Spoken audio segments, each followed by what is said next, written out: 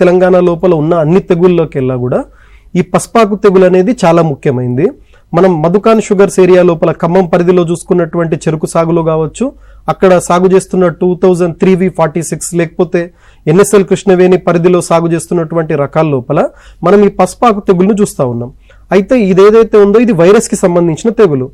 మనం ఈ వైరస్ సోకినటువంటి పొలం నుంచి గనక విత్తన ముచ్చల్ని సేకరించినట్లయితే నెక్స్ట్ పంట లోపల తప్పనిసరిగా మనకి పసుపాకు తెగులు అనేది రావడం గమనిస్తూ ఉంటాం. ఎందుకంటే ఇది వైరస్ తెగులు కాబట్టి ఈ విత్తన ముచ్చల ద్వారా నెక్స్ట్ పంటకి స్ప్రెడ్ అవడం మనం చూస్తూ ఉంటాం.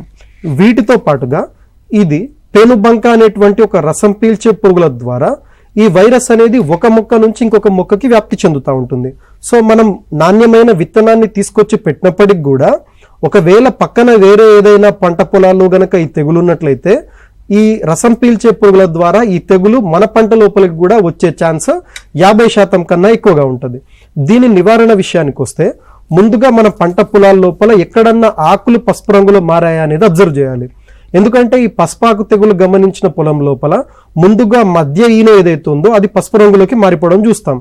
ఉధృతి ఎక్కువైనా కొద్దీ ఈ మధ్య ఈనె నుంచి అంచువైపుగా పూర్తిగా పసుపు రంగు అనేది వ్యాపించడం గమనిస్తూ ఉంటాం.